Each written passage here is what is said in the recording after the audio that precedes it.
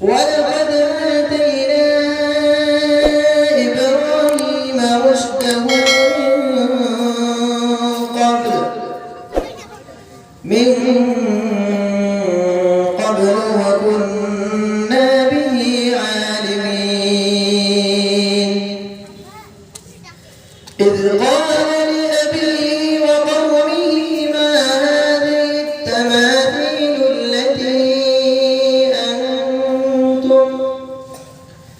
ما هذه التماثيل التي أنتم لها عاكفون قالوا وجدنا آباءنا لها عابدين قال لقد كنتم أنتم وآباؤكم في ضلال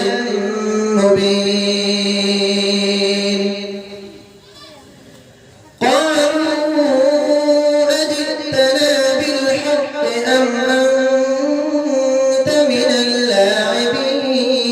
اللاعبين قال بل ربكم رب السماوات والأرض الذي فطرهن وأنا على ذلك من الشاهدين